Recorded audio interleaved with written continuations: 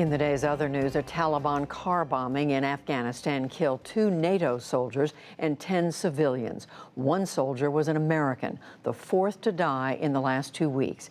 The suicide blast in Kabul left wrecked vehicles near the U.S. Embassy and NATO headquarters. In addition to the dead, 42 people were wounded.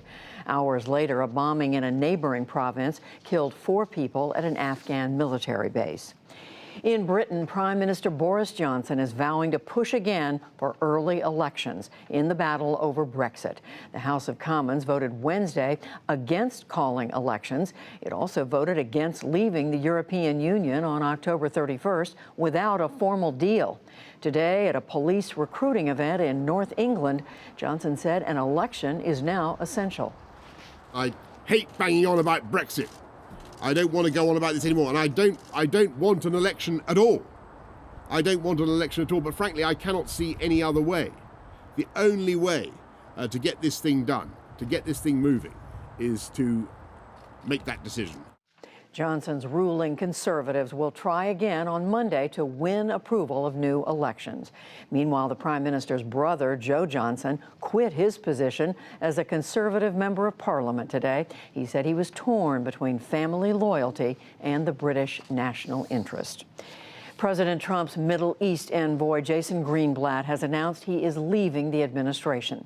He was the architect of the president's still evolving Israeli peace plan, but it has not been released. And the Palestinians rejected negotiations after Mr. Trump moved the U.S. Embassy to Jerusalem and recognized Israeli sovereignty over the Golan Heights. The president of Turkey, Recep Tayyip Erdogan, is threatening to let a flood of Syrian refugees leave Turkey for Western countries. That is, unless a safe zone for refugees is established inside Syria before the month is out. Erdogan voiced his frustration to officials of his ruling party in Ankara today. Biz de kapıları açmak zorunda kalırız. We will be forced to open the gates. We will be forced to open the gates. If you're going to provide support, then provide support. And if you're not, sorry, we've tolerated this up to a certain point and we're still tolerating it. Are we the only ones who are going to carry this burden? Turkey has taken in 3.6 million refugees since the war in Syria began in 2011. Erdogan says the European Union has not kept promises of financial support in exchange for Turkey stemming the flow of migrants.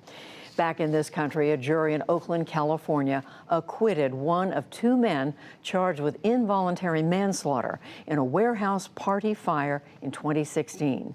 The jury failed to reach a verdict on the other defendant. The pair managed the warehouse where 36 people died. The place was packed with furniture and other flammable material, but had only 2 exits and no smoke detectors. The U.S. Education Department fined Michigan State University $4.5 million today over sexual abuse by a sports doctor. The announcement said the school failed to respond to repeated complaints against Larry Nassar. He is now in prison, effectively for life, for possessing child pornography and molesting young girls. On Wall Street, stocks surged on news that the U.S. and China plan to hold new trade talks next month.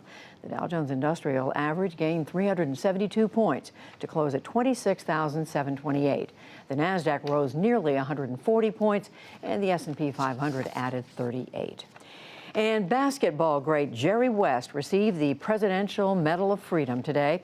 West was a 14-time All-Star in his Hall of Fame career with the Los Angeles Lakers, a career that ended in 1974. President Trump presented West with the medal at a White House ceremony. It is the nation's highest civilian honor. Still to come on the NewsHour, where is President Trump finding the money to pay for his long-promised border wall? A threat to the Amazon is a threat to the planet, Brazil, and the risks of species extinction. Fusing the political and the artistic to critique how leaders wield power, plus much more.